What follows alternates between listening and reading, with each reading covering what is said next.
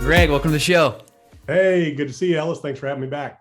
Hey, guy, this guy needs no introduction. He's all over the internet. Great YouTube channel. If you're not following him, make sure you're following Greg Dickerson. I've been in this industry a long time. But Greg, for those who've been living in a box and maybe don't know you and don't follow you on YouTube, just a quick brief of your bio and what you're up to in this space. And we're gonna get into a lot, especially real estate and crypto today. But give folks a little context on kind of where you've been and maybe even more focused on what you're doing today. Yeah. So my entrepreneurial journey began in 1997. So I'm a serial entrepreneur, real estate developer, real estate investor. I also invest in stocks and crypto, and real more heavily in crypto here over the last year or so. Didn't go to college, went in the Navy right out of high school, did 4 years, got out of the Navy, worked a couple of corporate jobs, and always had a side business. And then, like I said, in 1997, I started my first little company, a little remodeling handyman company, built that into a $30 million business in 7 years, sold it. Started 12 other companies along the way, sold all those and reinvested all the profits into real estate, started developing commercial, multifamily, mixed use, subdivisions, things like that. So that's what I've done my whole career. And so now I'm on the back half of my career, and, I've got my school of entrepreneurship, where I have courses and coaching programs, I guess, like you do as well. And then, like I said, more so in the last year or so, mostly focused on stocks and crypto with the way the markets are and the volatility, with the markets right now. Yeah, so let's jump into that. I find that incredibly interesting. So I mean, what is that conversation? Let's say we're sitting down. Even right now we're sitting around. Let's say we have a cocktail in our hand and we start talking about investing. You're big into crypto and stocks. I mean, what's evolved or what's changed?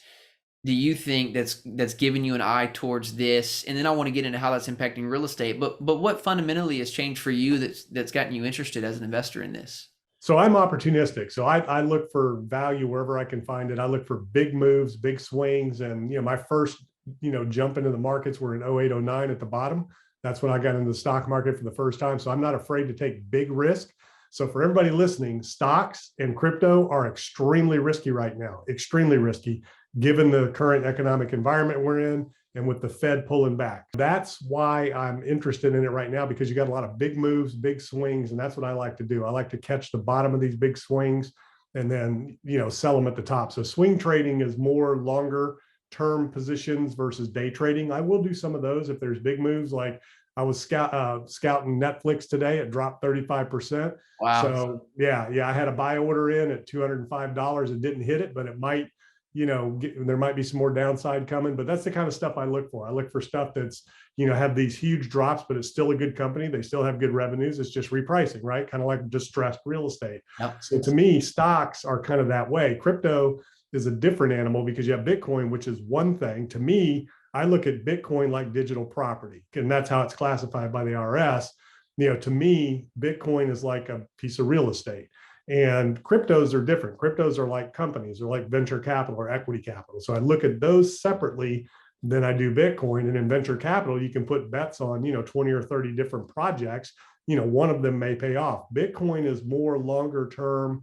It doesn't have the attributes of these other projects. It's more of a, consistent thing that is what it is moving forward.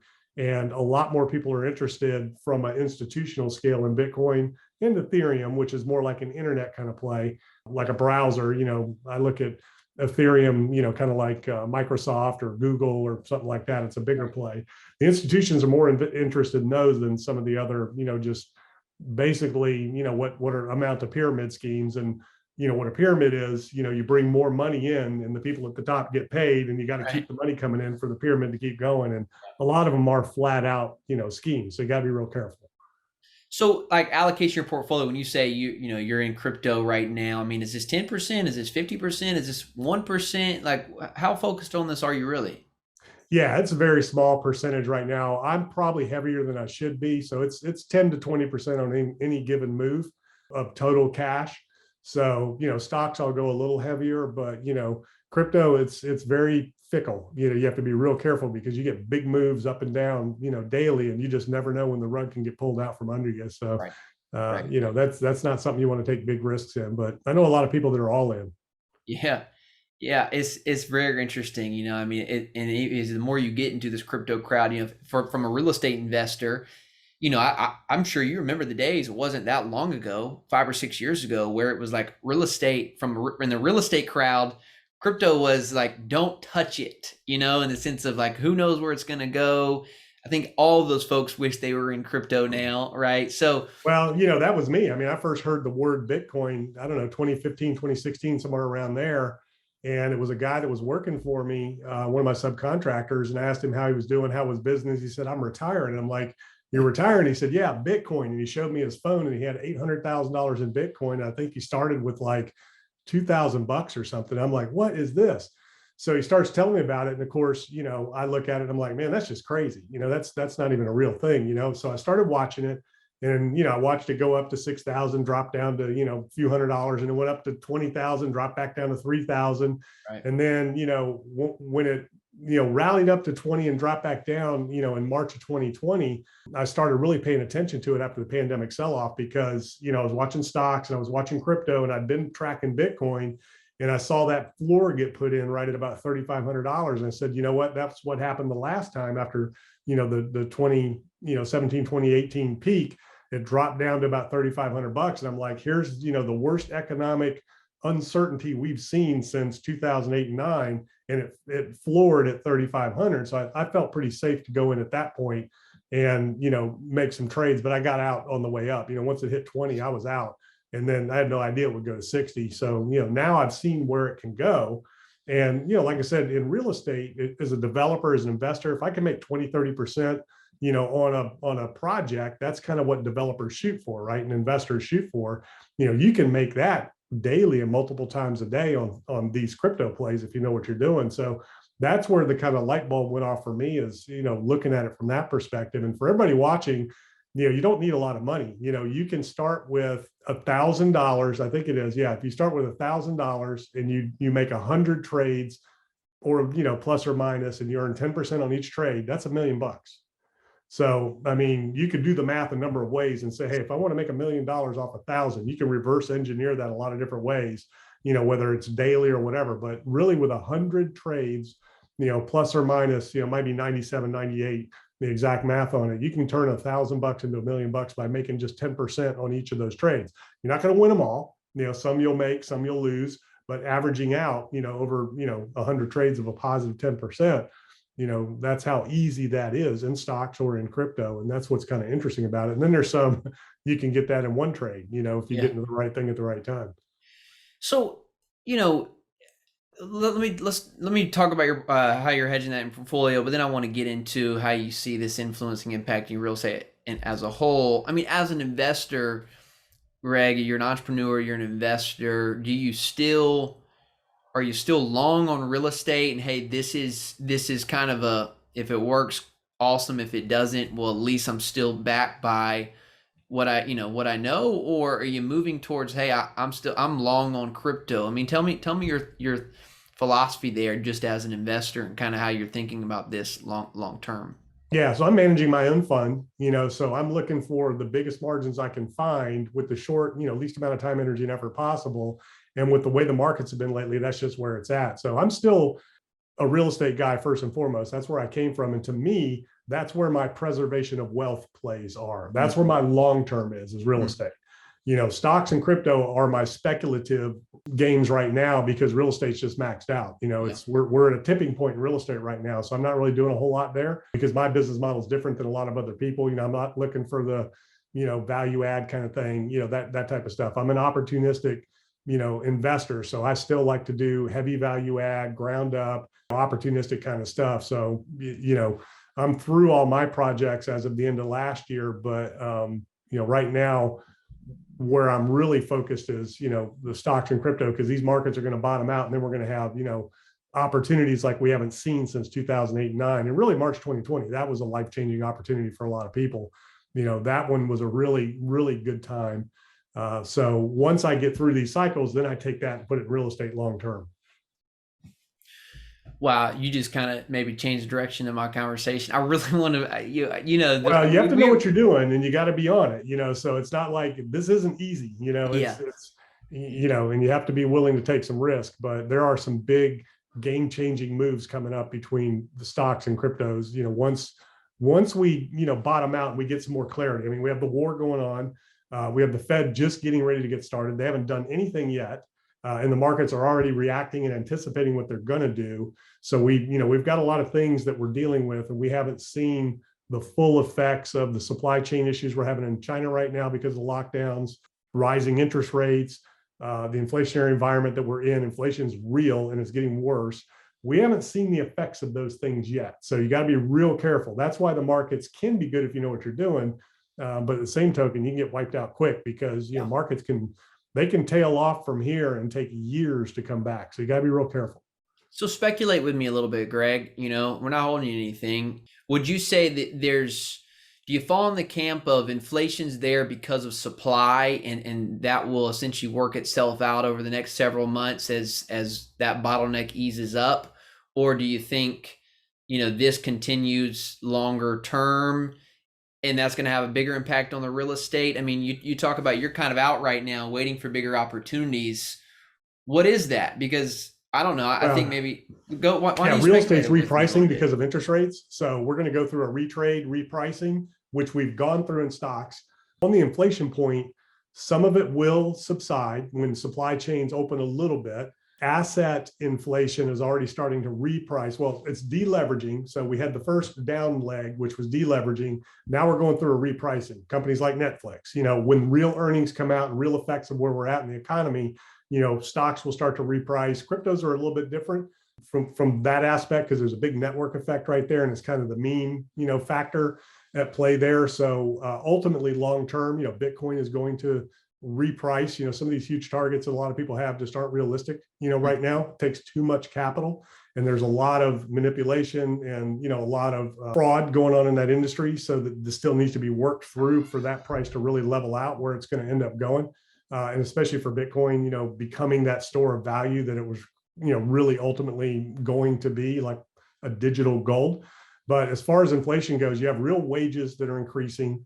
That's not going to go, back up anytime soon because you still have more jobs and you have people willing to take them. So that has to correct before you'll see wages come down or, change. So prices have adjusted to, compensate for wage inflation. You've got a lot of companies now that have pulled back that are producing less but making more. That's going to continue. There's really no incentive for a company to produce more with less margins when they've realized, wait a minute, we're way more profitable producing less and charging more. So that's going to continue. Automobile manufacturing, for instance, a lot of the companies are talking about, well, we're not going to ramp up production. Of course, the oil industry until we become self-sufficient from an alternative energy standpoint, fuel is not coming down anytime soon. And there's no incentive for, oil producers to reduce their prices if they don't have to. So, some of this will subside, but the effects of the war and what we need to do to replace, the stock there, we have to ramp up defense spending, replace all the munitions that we're sending. We have to continue to build our military. So that, stimulates the economy there, which creates more inflation. So, really the only way to get inflation in check is to put the, economy in a recession. And right now there's too much demand. Right now they have to really raise interest rates to a level that's going to really slow down demand. And for people that don't understand the correlation between raising rates and, tapering inflation, when you raise rates, it gets more expensive to do things. So companies can't borrow as much. Homeowners can't pull equity out of their homes and borrow as much because house prices are going to correct and come down. So they can't tap that equity. It gets too expensive to do it. So that, sucks the liquidity out of the economy out there and creates, contraction, which creates stagflation, right? So you have low growth and you have high inflation. So that's kind of where we're heading. So I don't see any of this inflation subsiding anytime soon, but some of it will once, general supply chains open back up. That was a quick masterclass on microeconomics, by the way. If you need to record this podcast and go listen to that again. But I mean, what I'm hearing you say doesn't necessarily change the strength of the economy right now, right? So I guess what I'm questioning for you, Greg, is like, you say you're kind of sitting, you finish out your projects in 2021 and waiting for the next opportunity. Correct me if I'm wrong here, but I just didn't hear that in what you just predicted. yeah, we're going to raise interest rates, but it doesn't seem like we're heading towards big recession. Am I wrong in that? Or help me clarify kind of your position of, I see some bigger opportunities coming in the real estate, maybe a repricing. Clarify that for me a little bit. Yeah, so I see, from a recessionary standpoint, recession is just negative growth, 2 consecutive quarters. Yeah. You're going to get that when price is correct. So, Mm-hmm. you're going to have right now, we've had positive growth a lot because prices have gone up so much. So there's still a lot of demand out there. Until you destroy demand, the economy is going to remain strong. And what the Fed is saying right now is the economy is really strong, so we can really raise interest rates. Well, most of the people, like millennials, they've never seen rates at 5%. So that's a mental threshold and a financial threshold for a lot of people, a lot of millennials out there, when it comes to credit cards, when it comes to mortgage rates, things like that. So it's going to take a while for those things to kind of work their way through the economy to create any kind of a slowdown. And again, right now you have more jobs and you have people willing to take them. So generally, a recession is created with low demand, which creates unemployment. Companies lay off, they cut back, things like that. Right now, we can't even keep up.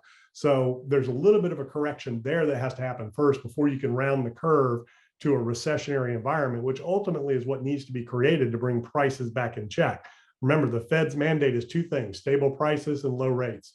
That's their, or low inflation. Stable prices and rates. Low rates and stable prices. That's their mandate that they have at the Fed. Or I'm sorry, employment, full employment and stable prices. That's what they're trying to do. And the two kind of correlate with each other. Now, from the standpoint of the moves I'm looking to make, I'm waiting for real estate to reprice, because as rates go up, for investment properties, cap rates will adjust, prices will come down. We're already starting to see deals fall apart, retrade, lenders backing out. You're already starting to see a little bit of those effects. The residential market, same thing. So as a developer, I don't want to go out there and take risk and build a bunch of houses now at current cost. And then 6 months, 9 months, 12 months down the road, I'm delivering these things when prices have dropped, 10, 20, 30%.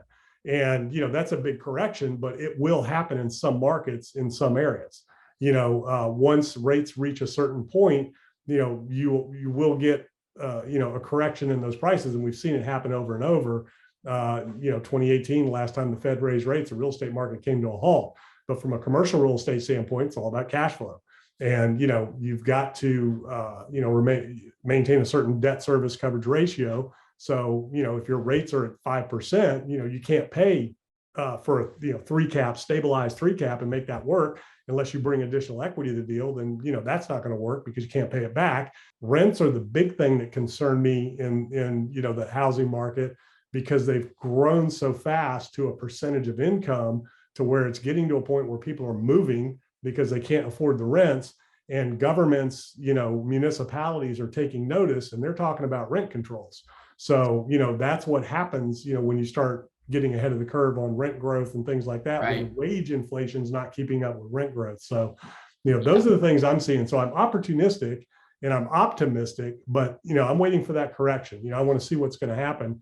And, I could be totally wrong and things keep going, but that's not what history tells us. Well, that's really You can track. interesting. I mean, we're I've built boots on the ground. We're making offers, buying deals in some of the hot markets like Dallas. I don't see any price retrading, but here's what I see happening right now, Greg, is that sellers are very motivated to get things. If they want to sell, or if they don't want to hold on to these deals for longer than 24 months, they want to get something under contract, which, is, I think, maybe creating better terms for buyers. Price is not the most primary, is not the most important thing anymore. It's terms, it's certainty of close, which, if you're a buyer and you're long-term on a market or an asset, that could bode very well for you, because now's the time to start owning some deals. But again, make sure you're long-term, make sure your DSCR is really good. But I am seeing that on the ground of, like, things are beginning to shift, not necessarily fundamentally wise, still getting strong revenue growth, rent growth. I'm just seeing from almost like a mental shift happening, and that can be very big, though. And that you're right, that can trickle down into a lot of things. So that's really interesting that you point a lot out. Let me ask you a question. Still don't understand this. Call it youthfulness. Today, as we're recording this episode on April 20th, 420, Mortgage rates, 30-year mortgage rates are 6 point, what did I just look that up? It might just, it almost like feels weird to say that out loud. So I need to say that 6.75. Is that what I just said? Yes. 30-year fixed average rates are 6.7. That's almost 7%, Greg. That's insane. Well, I don't know when's the last time we've seen that. But commercial rates, SOFR is still where it's been for a long time. What is causing that? Why is that so different where we're being quoted 4.25 on large commercial loans where 30-year mortgage is almost 7% today? Yeah, it's a different animal. And, when you look at that number, that's not for every borrower in every market. That might be an average or something, but you can still get rates lower than that. But generally, it's the investor pool going after those deals. So, commercial is different than residential from the capital that's going into those deals and the institutions. Of course, you have Freddie and Fannie that, are government backed. They have a pool of funds that they're trying to put on the street. So it's capital competing for deals. Whereas in the residential market, it's a very different animal, very different amount of capital, going after those deals. And that's based on the 10-year note, right? So what the investors are looking at is they're looking at, okay, 30-year mortgages are X, treasuries are X. Treasuries have no risk. They're guaranteed no risk, premium on that, whereas real estate has risk. Mm-hmm. And residential has, more risk than commercial, because right now commercial is seen, especially multifamily, as the lowest risk segment of the real estate market right now in terms of risk profile, even versus single family. So it's all about the capital chasing the deals and, the yield that you have to offer to attract the capital. So as rates go up, yeah, it's funny you say that. Like my first house was, 9% interest rates. And, I'm used to seeing, 9 and 10% interest on construction loans, things like that. So where we've come from is a very unique environment in the history of the interest rate, cycle. And, the Fed's been trying to get that rate up and they haven't been able to do it. So, we'll see where it ultimately ends up. But, when you start talking about mortgage rates, if it really gets to the point to where it's 6%, I mean, you're talking about the affordability, of the average home being cut in half. Oh, 100%. I mean, think about California, man. That's not even house, that's neighborhoods in terms of affordability. You know what I'm saying? It's not like, oh, I got to buy a smaller house. No, dude, you don't even get to move into that neighborhood anymore. Yeah. And the biggest risk out there is a lot of these deals, especially in the commercial space, have all been done on, floating rate debt. Yeah. So there's a lot of those that are going to reset. So if you bought a deal with a floating rate, and you didn't buy a cap, well, you're in real trouble if the rates adjust to, 5 well, or 6%. The cap's only 2 years as well, right? So some of those caps are going to expire here real soon as well. But I mean, again, we haven't seen this though. Like rates are still low. I mean, again, we're still being quoted 4 right now on our commercial loans. So yeah.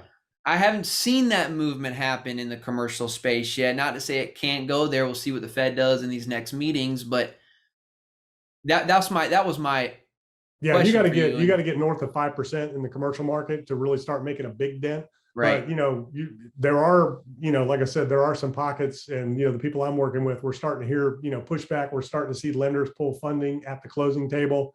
So you'll start to see some of those things happening. And, I'm hearing it out there in different areas, but, Freddie and Fannie still have a mandate. They still have a pile of cash they got to put out on the street. So that's why that's happening right now. Once that resets, it's going to go up. So they're still working off that previous pool that they've got commitments at those levels. So once they, once that's done and, the Fed prime rate, and the other thing is the Fed hadn't done anything yet. So that's the other thing. So they haven't done anything yet. So we haven't seen the rates actually, well, I mean, would they hike 1/4 of a point? Quarter. So yeah, that's the big thing. It hasn't happened yet. So once that Fed funds rate starts going up, the next 1/2 point rate hike, we'll probably start to see over 5%. And if they start releasing their balance sheet, they're selling treasuries into the market, that's going to jack treasury rates up. So it's going to be very interesting to see, when the Fed actually takes action, what the results are going to be. But it doesn't happen overnight. That's the other thing. So a lot of people don't realize what I'm talking about. This isn't going to happen overnight. Rates have gone up in the residential market pretty darn fast. That's a lot faster than I thought they were going to go up. But even that, because of the inventory levels in the residential market and the amount of investor cash buyers that are out there. Granted, a lot of those are levered up. The institutional cash buyers are levered up. That's going to stop because their borrowing power is going to dissipate as rates go up. But very different environment. So it's going to take probably 6 months or so to start to see a huge impact in the residential housing market with rates north of 6%, if that's where they are, and you can't get a better rate than that. But commercial takes a little bit longer. Yeah. Yeah. I wish we had time for another beer so we could talk about well, let me at least get your input on this. I need to have you back on the show to talk about this topic because I know you're interested in it too. NFTs and kind of their impact on real estate investing. How much have you went down that rabbit hole that you can share in the 10 minutes we have together? Yeah. So I've got a great video on my YouTube channel where I did an interview with Proppy. They are the ones doing these real estate NFT auctions where they're auctioning off properties as real estate NFTs. But long story short, what they do and what it is they create an LLC that owns the property. They file it at the courthouse so that it's filed once. And then that way they're selling that. They turn that LLC into an NFT, which is just a digital file. That's all an NFT is. And they sell that. Now, the digital file has some properties in it where, the owner and the broker can pay a royalty every time that NFT sells, which I've done in development deals, by the way. You can put that in the deed, as a transfer fee. Every time the deed transfers, you get paid as the developer. Just a little nugget out there for anybody who's developing, where you can get ongoing royalties. Some states you can't do it, but so that's really what it is in a nutshell. They're just recording an LLC at the courthouse, deed, and then they take that LLC and that's what transfers from that point on. So you never have to go back and re-record. So anybody can buy that NFT anywhere in the world and own that property because it's basically just an LLC.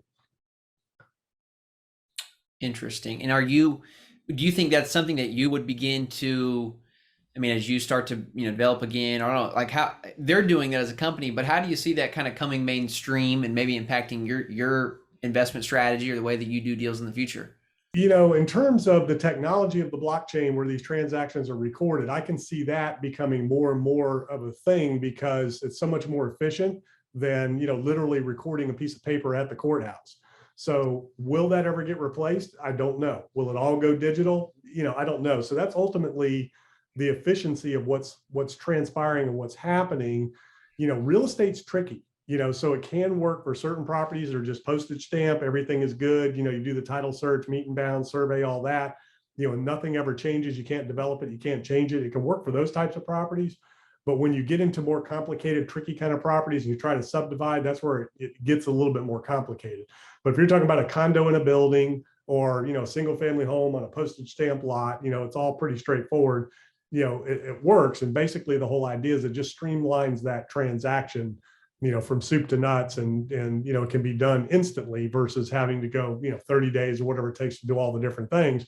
Problem with real estate is you have all the inspections, things like that, and you have fair housing, and you have all these other different things that can kind of complicate the process. So it's right. There's only been 3 of them done so far, so we're at the very beginning of where this ultimately can go. A real estate NFT is nothing more than simplifying and digitizing the recordation of title and ownership. That's what that is. So that ownership can be instantly transferred through a digital, format.